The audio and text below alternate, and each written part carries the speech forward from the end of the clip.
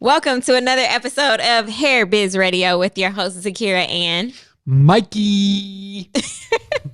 Mikey has on a different color hat today. I don't think I've seen the black one. I don't like the black hat as much as the white hat. Really? I think because I'm so pale, the black is just so much contrast. It looks the good. White, not bad. Yeah. I got a new hat, and Zakiyrah's got a new hat too, aka new hairdo. Yes, looking fancy, which I love. Actually, very sophisticated. Yeah, real grown. Ray-Bans on, the Ray-Ban logo. These are old, but supporting the Ray-Bans with the short haircut. So you make sure you're watching on YouTube. You can see exactly what we're talking about. Oh, yeah. And today we have a very special guest with us, Miss Brittanica. She is a hair, fashion, and beauty consultant. And I look forward to diving into her story, see what she's been up to in the industry, how, if any of you have ever interacted with her, I'm sure you've had a great experience. So I'm just excited for her to be here with us today. Welcome.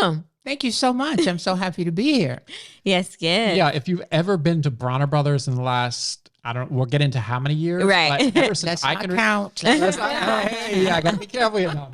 So, always on stage, always such a presence, always just giving out amazing information. So we're going to dig into that because Bronner Brothers, we're recording it today, but Bronner Brothers is this weekend. That's right. Yes. We're coming up this weekend. It's their second time. 77 years. 77 years. The second time in New Orleans. Yes. Right. So they tried out Miami. So we were in Miami a couple months ago, and now we're going to New Orleans. Private label obviously will be there. Yes. Love the Bronner Brothers show and everybody involved. So, Zakiyrah, where should we start? There's so much with Brittanica.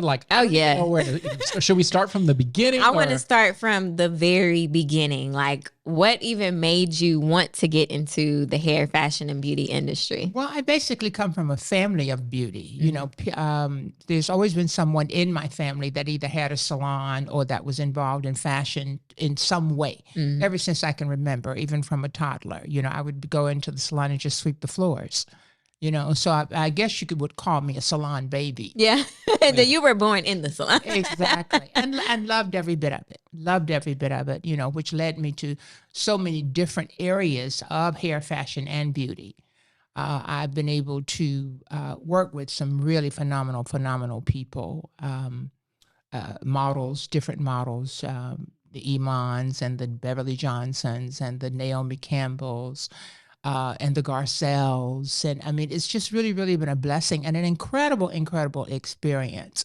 But my greatest experience actually has been with Bronner Brothers. Nice. Because I've been able to connect with so many people. Oh, yeah. Fellow professionals, watch students grow up into incredible stylists, mentoring stylist has been incredible. I mentored Oscar James and Takesha Sturdivant. Nice. They're both now in film, doing extremely well, So the industry as a whole has been very, very rewarding for me. I love it. So what was that first thing that happened? I know you grew up in the salon. Your family your family started off in the beauty industry, but sometimes in families, your family may do something, but you may not want to be in that family business. So what was that thing, if it was any one thing that made you say, okay, I want to stick in this family trajectory in beauty? That's really a great question because I really think it's just about relationship and people. If you're a people person, beauty, fashion is really something that you will totally and completely enjoy. Oh, yeah. Yeah. It is about the relationship. I have relationships with clients that I've had 40 years, 30 years. I don't want to talk too much about age. We're not going to get into that. It is quite interesting how you grow with them. If you give of yourself, it's a very giving and very, very rewarding business. If you give of yourself, then you receive a lot. You end up at their weddings and you end up at their baby showers. Yeah. And all of the things that go along with just growth and living life from day to day. I love it. So if that's something that you really enjoy, people, and people really need people. It's like Barbara Streisand says, that's really, really true. Definitely. So, go ahead. Yeah, I was going to say, so you said one of the greatest things was getting hooked up with the Bronner Brothers, right? So you've been doing that some time now. And just a little context for everybody, we're in Atlanta today and Brittanica's here. We'll be heading to New Orleans once again for Bronner Brothers. So how did you get connected with the Bronner Brothers family in the show? That's really something, because that was such a great connection that you had. And we were actually in the car just driving to one of our other stores, private label stores, and talking about networking and connection. So how did you get that connection? How did that evolve over the years? I applied for a job at a store. Really? Literally. I applied for a job at a store when I was a teen, actually. I was looking for part-time work, and I was able to go in and get hired. I started out with 4 hours a day. And at that time, the originators were still living. Mr. A.E. Bronner and Mr. Arthur Bronner were the originators. And Mr. A.E. Bronner heard my voice, and they were opening stores. And he said to me, I want you to be on the microphone at the store when we open the store. Nice. From that, it just evolved. I just became a regular fixture. Wow. Literally a regular fixture. That's incredible. Yeah, we had James Bronner on the podcast last year, and I actually think it's one of my favorite episodes of that's Hair a Biz great Radio, because episode. just the knowledge he gave out, and it was just incredible. So, I'm so happy that Private Labels over the years has built our relationship with the Bronner Brothers family and the show, because I think it's just such a staple of the industry. Like you said, 77 years. It's a long time. It's a long time to be doing something and serving the community of beauty as a whole. It's not just hair. It started out as just hair. I'm sure that James told you about his father and how he sold out of the trunk of his car and so forth and so on. And to have evolved and been a part of so many beauty professionals' development, which is what I always feel like life is about. It's like sometimes, because I travel the way that I do, a lot of times I'll just go into a salon just to get my hair washed, go shampooed. Washed is incorrect. Let's get terminology right. Get us together. I don't want somebody coming down on me. That lady said wash. It's not clothes, it's shampoo. But in any event, just the idea of being able to create this vehicle, which is the show, to get people out into the market and to literally teach them, even though they've gotten their license already, what it actually takes to become a professional takes a lot. For sure. It really takes a lot, And the company is moving into actually their third generation now. Nice. Sure That's exciting to see. Yeah. Very, very exciting. After COVID, I think it really made you think about what you really wanted to do. Who do you really want to be? What purpose do you really want to serve? Yeah. It's really important. Oh, yeah. So what was the biggest lesson you learned kind of getting into the industry? I'm sure it wasn't like everything was just perfect and was aligned when you got in there. What was like maybe one of the hiccups or lessons that you learned in the beginning that you may have not known prior to? Well, I'm going to speak for professionals in general. Okay. I think that because we're creative people, we think that we are the all-out one. This generation in particular is worse than I think we were. Everybody is a superstar, but your timing is number one. Okay. Because you have this mentality as a creative person that, I'm the best and I can do this and this, I can do that. You are the best. You may just be the best in your own arena, but you are the best. Right. All right. You are very laxed many times about time. I believe that you should be wherever you're supposed to be at least a half an hour ahead of time. It's like this morning, I got here and no one was here. I was the only person here, but that was a good thing, because that showed you guys that I'm very interested in what I do. That's the number one thing that I learned. I love that. That's a great tip for sure. That's the number one thing. Yeah. So you're down here from New York. I commute between New York and Atlanta now. Oh, okay. I'm actually developing client base here, doing a lot more consulting here. Okay. As well. I will always be in New York. New York will always be a part of my life because through the years, having had a salon for 24 years, you tend to pick up people. Oh, yeah. Literally you pick up people and people pick you up and you become very, very close. And, your business model is built from those relationships. So I could never really get away from New York. Yeah. I must admit, I enjoy sitting on my deck here in Atlanta and listening to the birds, but I also enjoy the dirt and the loud noise that goes along with New York. So I find that I need both of them. There's a balance. Mm-hmm.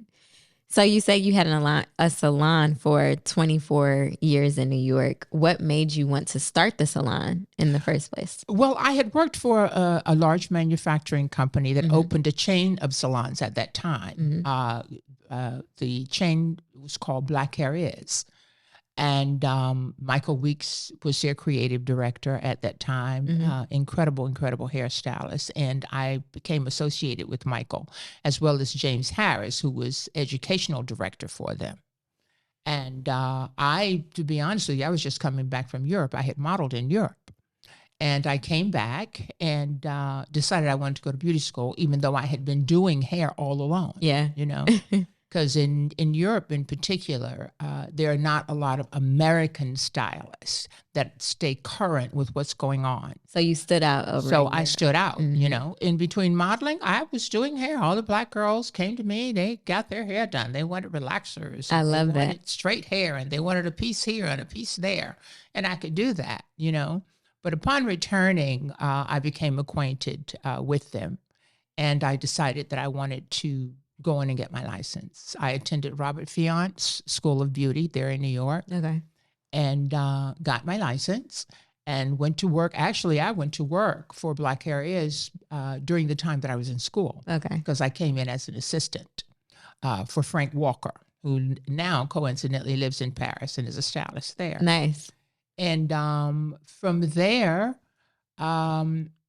I wanted to give a better service. Because Black Hair Biz was a chain salon, there was no real intimacy. Everything was quick, fast, and in a hurry. It was very McDonald's, And I decided that I developed relationships with clients, and they were constantly saying to me, you need to move on. It's time for you to move on. They even offered to back me, Wow. to be honest, as a means of getting into a different level of salon, So I found a location, and God sent me an angel. I actually had dealt with a real estate broker, and they weren't able to find me what I wanted. Wow. And I was just coincidentally walking up the street where the salon was that I was working at, and there was an empty building there.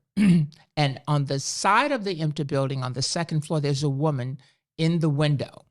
And I still believe to this day that she was really a serious angel. Yeah. If you can ever really believe that there's someone there to direct you or to help you along the way, she was the one. Because believe it or not, was in that area for 24 years. I'm still in that area, and I have not seen her. Wow. This is a fact. Wow. It's really, really true. It's kind of eerie, but it's true. And I motioned to her, and she opened the window. And I said, do you know who owns this building? And she shook her head, yes. And then she said, yes, right across the street. They had just acquired the building. The building was completely empty. Wow. The floor I was interested in had been a television repair shop. So you could imagine they had one plug to repair a television. What I call super small business, Wow. One guy operated it. I walked across the street, had a conversation with the owner, and I was the first person to take a space there, and was there for 24 years. Wow, that's amazing. In turn, it became my living room on Lexington. I love that. Literally. We always had coffee, tea, danishes, fruit for clients when they came in. We never kept clients waiting more than 15 minutes. I love that, because you go in the hair salon now, and baby, it's an hour-long wait. Yeah. It's what's going on now. It's so unfortunate. What's going on now, it's a nightmare. And that's back to the show, to be honest about it. That's really the thing that I admire about the show. The family as a whole has made it their business to make you be a professional. Yeah. Now, granted, there are different levels of being a professional. You have the kitchen-tician, which will always exist. You cannot kill him or her. Right. They are just a part of the culture of America, the land of the free and the home of the brave. Yeah. They really are. So you want to elevate yourself, though. You know, you want to give the client a much, much better service. You know, every so often I will do something on social media about just being kind to clients. You know, like I have what I call Just Because I Love You Day. I love that. You know, and a client will come in, it's not their birthday, it's not Christmas, it's not Mother's Day or Father's Day, and I'll just have flowers ready for them. Nice. You know, or a client will come in, or we'll make their appointment, and we'll ask them, how is your time? Will you need lunch? Simple things like that makes a big difference. Oh, yeah, for sure. How you treat your client is everything. We need you to teach an etiquette class. You know what? And I really, really work very, very hard, even when I'm working with Bronners, to get professionals to understand that. I was just out at Empire Beauty School just last week, and they were telling me about a horrible experience that they had had with someone. And I made it my business to find out who the person was that they had the experience with. The person is gone, okay? And I really, really spoke with them in reference to how to service and how to treat a client. Okay. That is what leads you to a different level. That's why people ask me all the time, oh, you're still in that business? Girl, you never get tired of that business. You never get burnt out. I don't, because there's so much to do. Yeah. There's so much to do. You know, you become your client's friend. You don't only have to stand behind the chair, okay? You have film sets that you can do. You have magazine layouts you can do. You can create your own bridal organization, your own bridal business, you know? Yeah. You can do more. We even do morning coffee. Sometimes we're in at 6 o'clock in the morning, because now women, a lot of them have 7 o'clock meetings. So if you can do hot tools in a half an hour, that's a whole nother stream of money. Oh, yeah. You know, so just from the smallest level of the beauty business to the highest level, you have to understand where you belong at what time. You know, there's a different time for everything. Oh, yeah. You know, it's like it was my time to open a salon. When it came time for me not to have the salon, I got rid of the salon. Yeah. You have to understand that there's a timing for everything. I love that. Honoring and respecting seasons. Exactly. Exactly. I love that. So what has been your most memorable or influential experience in the industry in your years of being in the industry? If there's one or... That I can have an impact on youth. I'd have to say that I can have an impact on youth. This morning I was over at Jean Paul Mitchell School, and I spoke there. And the response that I got, I always gear into a particular area of students. When I'm speaking with students, there's always a group that's eager. You know, it's not a large group. Right. It's not a large group. You can have a house of 50 and it may be 4. Okay. But they feed on everything that you're saying. They listen to everything that you're saying. And I can see them a year from now, and they'll say, you're that lady that came into my school and spoke to me. And let me tell you what I did after hearing what you had to say. So that impacts me more than anything else. I love that. You know, because we really have to think the world is going to go on with or without us. Okay. And there is a time we will meet our maker. So the name of the game is to serve your greatest purpose while you're here. I love that. You know, I was listening to Mikey today. I love the fact that he's always interested in somebody else. Yeah. He's always been like that. It's not a me world. He's very a we world. This is a we world. Right. And we don't quite get that. We don't quite get that. We forget that we're given the gifts that we're given for other that people. We can help someone else along the way. Definitely. Yeah, it's funny that I like, it's such an important part. I'm going to make sure that clip is definitely cut up and for people to hear. When you ask, she's been in the industry for quite some time. She has worked with all sorts of people. And the most impactful thing, you know, a lot of people will sit down and say, oh, I worked with XYZ celebrity. Right. Right. And like, celebrities are cool. Don't get me wrong. They help the world of go around with TV and everything else. But it's not, it's just so, I think, somewhat small thinking about celebrity. Because a lot of times people ask me, oh my God, I bet you work with celebrities who you work with. And first of all, I don't tell them anyway. but that's not the portion. Because I too have spoken at Paul Mitchell School here in Atlanta, and I've gone around the U.S. and spoke at different schools with my book. And it is one of those things where it is so much bigger than yourself, because part of Fearless Beauty, my book, is why do you want to be successful? And a lot of people, when they can fully understand that it's 100% not about you. Yep. That's when you have that appreciation. Because for me, it was my mom, right? I didn't want my mom to worry anymore about finances and paying a mortgage and everything else, which we suffered with growing up. Right. You know, so it's just getting that to understand it's the same thing. You do notice that core group of people when you're speaking that just latch on, they understand, and they want what you have. And you can tell, like, I'm sure you spoke to some people afterwards, and you can tell right away, this is going to be a successful stylist. Exactly. Or whatever their profession in the beauty is. You can really instantly tell a difference because they're engaged. They're not just scrolling on TikTok. Like, the information you're giving, you can't pay for this type of information. I wasn't there, but I can only imagine what people were learning, and that opportunity that a lot of people don't get at other schools, having someone that's been in the industry for a long time and be able to get this real information. It's incredible. And it's amazing that you give your time to get in front of this crowd to give them that knowledge that they really do need. Yeah. You know what is interesting? A lot of them, they don't take it seriously. They actually think it's kind of like a game. You know, I can do something and I can get paid and I can make a lot of money just in that order. It's kind of like a get along to get along. You're going to get as much as you can just to get to this little place right here.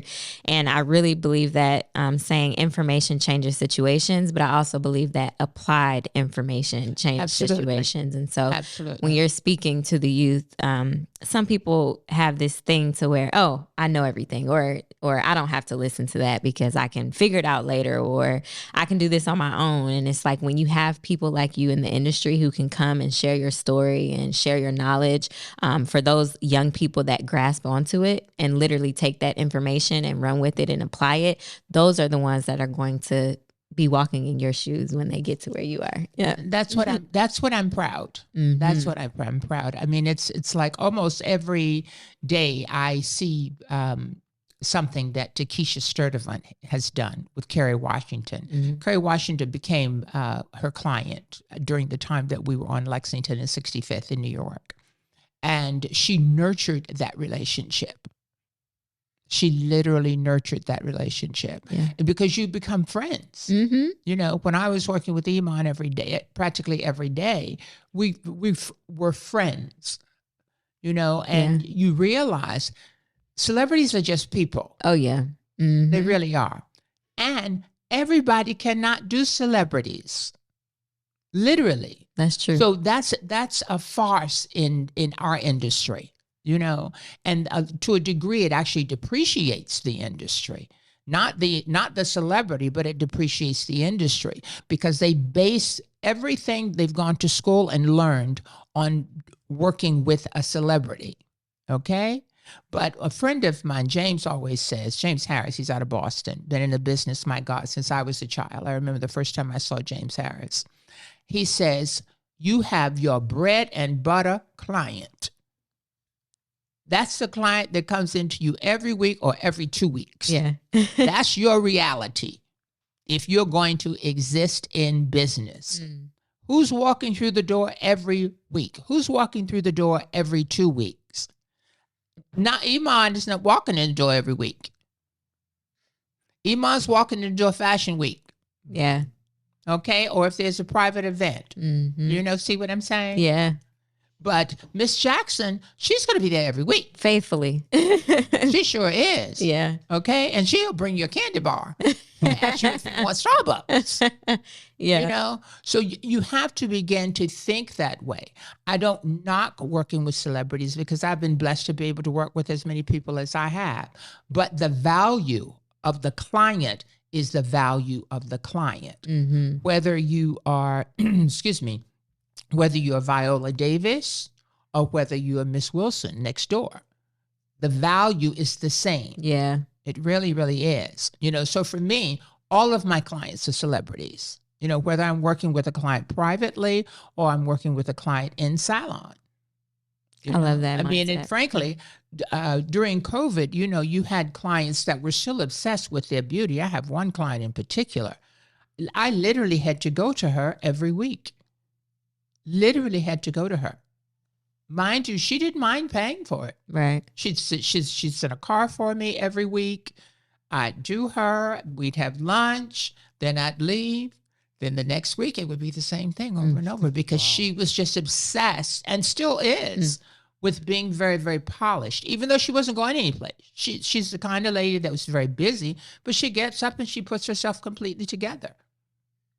I love that. Yeah, one of the business basics that you can take from this is, you really have to focus on your client. If you're so focused on money, it's going to totally mess you up. Right. Right? Money's going to come because if you're so focused on money and not focused on your product or service, depending if you're selling hair, if you're a hairstylist or whatever you do, that's fine. If you're focused on that and you're great at that, then the money will Money come. will come. The money yeah. will come. Money will come. And then also doubling down on that is you have to look at your core group. So you're talking about the bread and butter, right? So you have to build your core group audience of people that are going to come in weekly, every other week. Take the absolute best care of them that you know how. After doing that, learn from someone like Brittanica that'll teach you how to take even better care of them. So do not stop at where you are today. Take even better care of them. And then slowly more people will come into that group. And then everything in business will be pretty good. It might not be amazing, but the but word gets out. it gets out. It does. Yeah. Negatively or positively, the word gets out. It really does. I think those are great principles to live by because even how you said earlier, just this generation, they have taken advantage of the people before them that have came and have laid the groundwork and the foundation of how to care for your clients and how to do business, not just transactions. And so I think it's so important that we get back to the basics of care for clients, Absolutely. whether that's in the fashion industry, hair industry, beauty industry. I think we all need that. That's important. You need to keep your foundation. Definitely. You really, really do. You have to be very disciplined. It does require discipline. That's why I always tell people, if you love it, it's the field for you. If you don't love it, stay out of it. Yeah. It's just that cut and dry because the skipping over here and skipping over there, I've had very, very, very wonderful stylists, young kids that were wonderful, fabulous stylists. And they looked at the money, but they had no personality to give to the client. They didn't have, I call it magic. The magic is in caring for me. That's just the magic. Yeah. It really, really is. I never forget, I had a great instructor. His name was Mr. Bob when I was in beauty school. And he'd say, honey, if you get them at the sink and give them a good massage and shampoo, you have them for the rest of their life. And there's something very soothing and very relaxing about that shampoo. I love a good shampoo. Don't be in such. I had one assistant. She didn't want to do anything but shampoo, and she made more money than some of the stylists did. Wow. From those good shampoos. She literally could make love to a scalp. She mastered her craft, though. Yeah, I love that. And that's what she loved. Yeah. It really was. So, so that's why, getting back to celebrity styling, sometimes you find your gift in the smaller thing, but that smaller thing is really a big thing. Yeah. I love that. You find your gift in the smaller thing, but sometimes that smaller thing is really a big thing. Yes. Yeah, I love that. It really is. That's really good. Yeah, I think, going back to, we talked a lot in this episode about the younger generation and how it's a little bit different. I was actually listening to a podcast yesterday and something really resonated with me. And it's about the time of when you're growing up. So people that grew up in a tough time of a generation, right? When times are really hard, no matter what's going on kind of in the world. It could be one of the wars. I mean, there's been a lot, even in America, in the last 100 years. Yeah. Yes, it has. The people that grow up during those times, the hard times, right, it's just a totally different kind of animal as far as when it comes to working. Yeah. Right? Like if you grew up and you worked morning, day, and night to make the artillery for one of the wars, right? Like that type of generation is very different. And he mentioned, he's like, the current generation was in a soft time, right? Like the economy, besides 2008, 2009, for the last 20 something years, economy in the US has been really good. Yes. Right. It's been a very soft time for, I think, that part of the generation. So it kind of creates a little bit softer workforce. But then when the hard times come, you will have to learn that things get tough, because like myself and yourself, we've been through, a lot of different recessions and other things. We were talking about it today, and it's going to kind of shape how the person is. So it's just, I feel like we were kind of in a softer time, and that's not a bad thing. I'm not trying to talk down about anybody or anything else as far as, it's just when you grew up and times were different. Times were very different. Someone had trouble getting to work. I'm not going to mention who, but someone, had trouble getting to work, and I'm not going to give the reason because we'll know who. And I was in the car with somebody, and I was literally like, this is the reason why this person can't make it to work on time.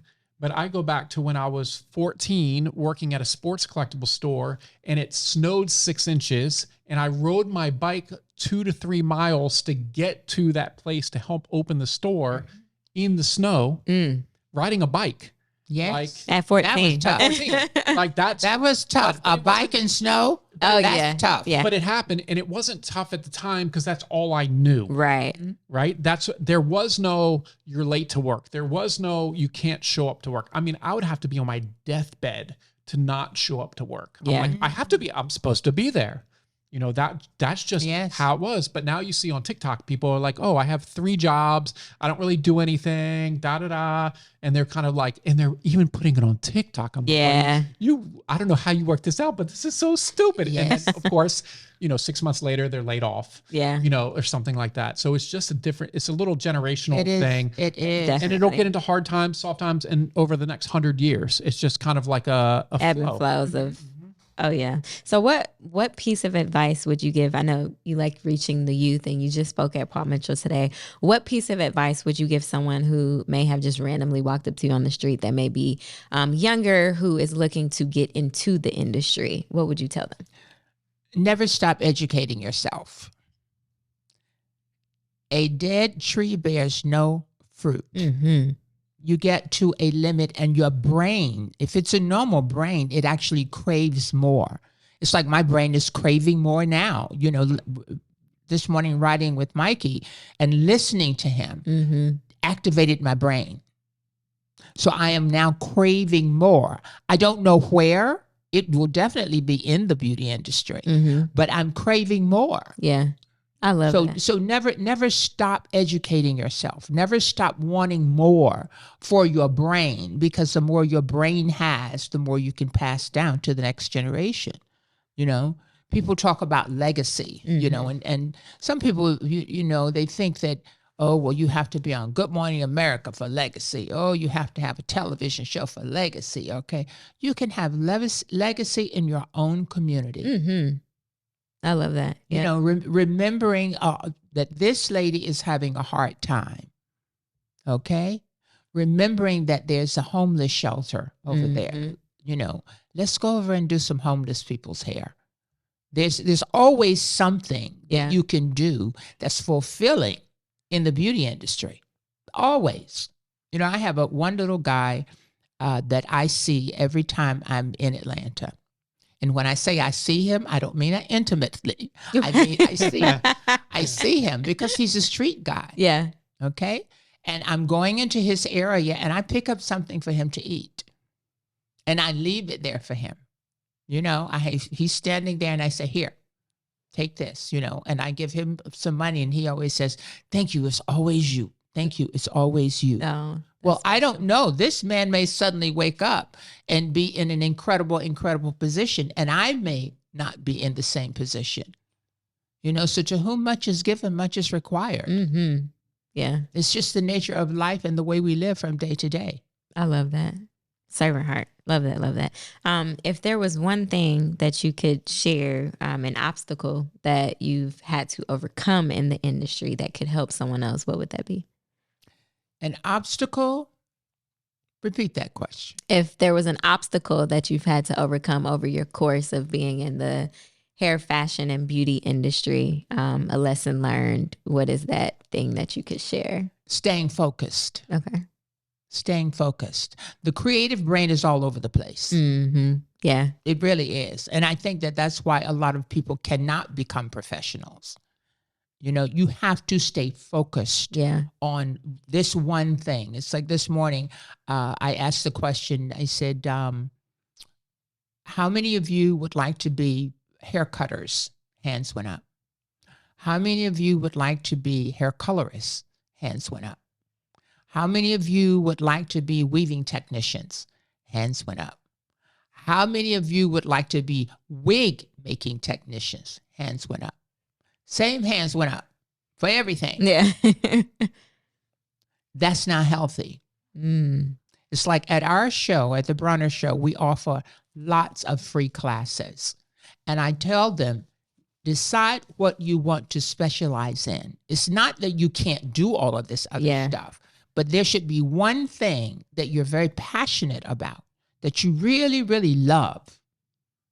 And educate yourself as much as you can in that department so that you will master not just that technique, because there are different techniques in the same situation. Yeah. It's like with weaving. Sometimes you have to use a method called a Christina method. Sometimes you use a cornrow method. Sometimes you use the interlock method.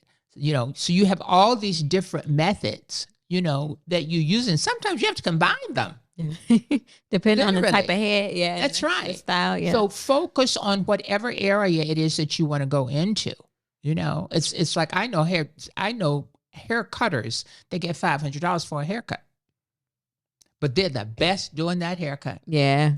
And to the natural eye, it may seem like they're doing a 40-degree cut, just like you see anybody else do a 40-degree cut. But it's something about the way that they bend their fingers just a little bit more that makes their cut different than anyone else's. So focus on whatever area that you want to be in, that you really want to go into, and be serious about that. You can continue to do everything else, but have won something. I always tell them, I said, you know, when you come out of beauty school, you're actually like a doctor. You come out with a general practitioner's license. But OBGYN, yeah, we got you. OBGYN, oh, you see, I'm getting all crossed out. Makes more money than a general practitioner. Okay, a cosmetic surgeon makes more money than the general practitioner. So you have something that you specialize in, and you can actually demand that dollar. Yeah. Okay, once you understand your business model, you can demand that dollar. Yeah. Okay, there were times when I was first starting out in the business, I'd do 15 clients a day. Now, sometimes I do one client and I'm through. I think basically what she's saying is, in the beauty industry, and especially with hair, don't be the jack of all trades and the master of nothing. Yeah. That is exactly it in a nutshell. That's what it comes down to. You know, like in our industry with Zakiyrah, and we've helped start so many hair brands over the years. So many times we've seen people say, okay, you know, oh my God, like my hair brand, we just launched it last week. I'm going to launch like a fashion brand now, and then I'm going to do this. Yeah. And I'm like, pump the brakes. Right. Like, make at least one thing successful and be really good at it. At that. Before you even think of trying something, which is probably not a good idea, because you only have a limited amount of time. So you can only be so good at one thing. And then if you're trying to just farm off all this, do all this other kind of stuff, what is that going to take away from your master craft? Right? So like here at Private Label, we've been really careful about the extra things we do. It's always related. But then here we also are really good about getting the right people in the place. So as you grow your business, you know, if we're talking a business, not just a single person operation for doing hair, make sure you have aligned yourself with the right people in your business. Right. So people that know me say, hey, how did you become successful in the hair industry and you don't know how to do hair? I said, that's a good question. If you come over to the office, you'll see who's in my office right next door to me. It's Dallas Christopher, national educator, Paul Mitchell for a decade, did all this stuff. I feel like he's one of the best in the business. Yeah. So who do I align myself with? The best. Right. Right. And then it kind of goes down the line for the different positions. So you have to really think about how you're going to grow your business. If you're going to have a salon, make sure whoever's at that front is really organized, right? Make sure that you know how to use a calendar. Yeah. I actually worked with someone and I was like, look, what calendar app do you use? Because sometimes like the times aren't working, right? And this goes for hairstylists especially need this. Yes. And she's like, oh, what do you recommend? And I'm thinking, oh my God, she doesn't use a calendar app. I was like, let me send it to you. Google Calendar is free. Yeah. Like you should, if you're in business, you need to live by the calendar. If you're scheduling clients, and you mentioned in the beginning about how people are late all the time, right? Where's your calendar? You have to have a calendar. Yeah. You have to. You're going to forget. You can't remember everything. See, I'm old fashioned. I write everything down. But it's still, you still have a list. You still have something. Yeah. You still have a list. For I me, know what I'm doing. And you know, another thing, speaking of a calendar, you know, people actually don't know how to book.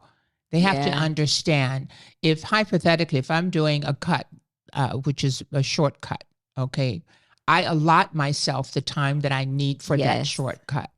I cannot allot myself the same time for a longer cut with the finish and the shampoo and everything that goes along with it. And in terms of making money, if I really get down to it, that's what the client actually pays for, okay? They don't want to be held for ransom. Okay. If you have 5 clients in the same slot, or if you have 5 clients within a 2-hour area, somebody is not going to get out right. If you have a client waiting longer than 15 minutes before she gets to the shampoo bowl, somebody's not going to get out right. So understanding your own timing for how long it takes you to do a service is extremely, extremely important. Yeah. And that's another thing that they don't get. Like I had a client to call me 3 weeks ago. Actually, so she sent me a text and she says, I've been sitting in this salon for 2 hours and this girl has not touched me yet. Wow. Can you believe it? I would have walked out. I sent her a text back and said, I really feel bad for you because I would not have been there 20 minutes. Yeah. But the lady was desperate. Oh, yeah. Okay. Well, frankly speaking, social media can come and go, but the best advertisement you can get is by word of mouth. Yes, referrals. Word of mouth can make you or it can break you. Yeah. And you can be the best. But women today don't have time to sit in the salon daily. Yeah. So if you work slow, book it for 2 hours. Book a shampoo for 2 hours on short hair if you work slow. Okay? Yeah. You have to understand your own self. And I'm going to be frank with you. I think that technology is wonderful, but technology has made them not be able to think. Yeah. It's made this generation, like we're sitting here having a conversation. A lot of them can't even have a conversation with you. That is very true. Really. And it's because they are on their computers or their phones constantly. Your relationship is your greatest asset, period. In this business, your relationship is everything. Like we were talking today, Mikey, you know, sometimes you just got to get back out in the field. Yeah. You know, you got to get back out there. And you have to understand, I have 3 different categories as to how I book. Okay? I have my shampoo people. I have my chemical people, and that includes color. And I have my commercial hair people. Okay? Now, within each one of those categories, there's a different breakdown. So for beginners, I always tell them, your extensive service clients, always book them the first part of the week. Okay, a lot of stylists don't start coming into the salon until Wednesday or Thursday. Yeah. To be honest about it, you know, they only book Wednesday through Saturday, Thursday through Saturday. Okay, so if you have an extensive service, book that client on a Monday or a Tuesday. If that's a 5-hour service, book her that 5 hours so she can get in, she can get out that 5 hours. You're compensated for your service. That's good right there. Yeah. Book your shampoos, hypothetically, Wednesdays. This is how I train my people. On Wednesdays, you book nothing but shampoos on short hair if you have a big clientele. Mm-hmm. And you give yourself an hour and a half for each shampoo because some of them are going to need moisturizing services. Oh, yeah. You see what I'm saying? Mm-hmm. So you have to have a method as to how you even book your clients for their services. Yeah. You know, if you're booking wrong, like we just got in the salon that I'm in when I'm in New York, we just had a young man that we had to let go practically because he would have 6 and 7 clients. We're a luxury salon. Our clients are not used to that type of service. Right. Our clients are used to coming in. May I take your coat? Can I get you some coffee or tea? Did you have lunch? Would you like a snack? Okay. Mm-hmm. And that's after they come out of the shampoo bowl when they're under the dryer. You see, we've gotten away from the basics of understanding how to service and how to make even our jobs easy. Right. And even the experience, like Yes, as someone who is coming to pay their money to get a service done, experience matters. It is. Regardless if you're at Starbucks, if you're in a hair salon, if you're at the DMV, if you're at the dentist, wherever you are, experience matters. And people remember that. And so that's why you Absolutely. have those repeat customers, clients that continue to come back because it's the experience and the love and the flowers and the Right. water and the Right. coffee and the teas that makes them say, okay, I love spending my time here. And I don't have to wait 30, 45 minutes to an hour to get into a chair and be there for 5 hours. They're glad to come and they're glad to go. And Yes. we're glad to have both of them. Right. Coming and going. Yes, definitely. That's exciting. Is there anything else that we did not cover that you wanted to share with the people listening to this episode? Well, I'm speaking as a professional to professionals. Know that this industry is full of different genres. Be open to all of the genres, all of them. There will be a time when you will be in the salon space and it'll be an everyday thing for you. There'll be a time when you'll have to run from the salon space to a photo shoot if you're open to it, or to a wedding, to do a bridal party if you're open to it. But understand that everything has its season. Mm-hmm. And don't feel that because perhaps I had a freelance friend, and he called me, I remember years ago, and he says, my booking agent is not booking me. He's not booking me. So I said to him, come back into the salon. Be open to the season. Yeah. Don't get frantic Mm-hmm. about anything because this is just part of the flow. You know, the I like that. flow of the world right now is people are not as active. They're still not comfortable because of COVID. Be patient. They'll come back. Mm-hmm. Oh, yeah, for sure. Most definitely. I love that. That's really good. Seasons, ebbs and flows, back to respecting and honoring the seasons. This was really good. Listen, if you're in the hair industry, the fashion industry, the beauty industry, this is an episode you definitely want to listen to because I feel like a lot of people aren't touching on these topics now, especially with, like we talked about before, the generation we're in. It's very much cut and dry, get it and go. But you have to get back down to the foundation, the root of the actual industry and making sure that the people in this industry are having great experiences and they're getting great information from great people. So thank you, Brittanica, for sharing so much today for having with us. Yeah, I think there was just so many things she was talking about that when I'm listening to her and it just kind of really connected with kind of how my values are in business Mm-hmm. and working with people. And I'm just like, this is the type of episode I think you're going to miss some of the amazing things she said. You really need to listen to it. And then a week later, Go back and listen go back to and it. listen to it again. Yeah, definitely. Like when you're And take focused, notes. take notes, Mhm. something like that. Cause I just think it was just so much valuable information. So we really do appreciate your time and the industry appreciates you and your time and giving out your knowledge. And I appreciate my time with you this morning. Thank you. Yeah. You gave me a great class before the podcast. Mikey has that effect on people. Yes. He's I mean, really it's great. Really, you are such a blessing to the industry. Thank you. You know, I want to say that to you. Many manufacturers of different things in the industry. This type of time to spend with an individual. Mm-hmm. You and I saw each other at the show. I think our first introduction was when you wanted to do a show. Mhm. But the friendship, like now our relationship is developing to a different level. Right. That's why I said I'm trying to find myself again. Yeah. What is this season bringing me? Mikey is bringing me something. You're going to bring me something, and I'm going to bring you something. Yeah. Sure. And recognizing it is the greatest asset. I love that. I love it. It means a lot coming from you because I know you've met a lot of people in the industry. And like I said, a lot of people in the industry on the professional side, they don't even know me personally by any means. Mm-hmm. But I'm literally crazy about this stuff. Oh, yeah. Yeah. I know you light up. And I'm in year When you're 10. talking, he was driving today and he was like a light bulb.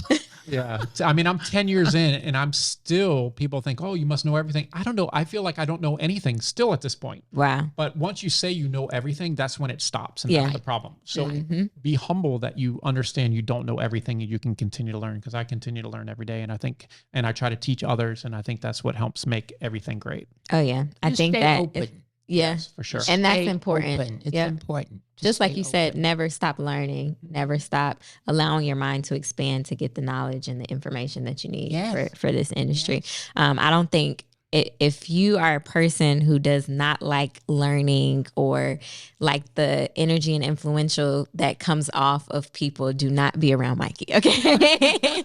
Because Mikey is one of those people that whenever you get around him, you will learn something. It can be the smallest thing. It could be a morning routine. It could be an app. It could be anything business. It could just be anything, personal or professional. And so I love that about Mikey too. I just want to be better. Yeah, for sure. Just always want to and be you better. drive the people around you to want to be better. So that's awesome. I love that. Me too. Yes. So thank you guys for listening or watching. If you are watching on YouTube, make sure you guys like, comment, subscribe. Let us know who you guys want to hear from so we can have them on the podcast as well. But we really appreciate you guys for rocking with us. We know that sometimes the episodes can get far in between, but we appreciate y'all for coming back and keep listening and watching. So shout out to y'all. Bye. Bye.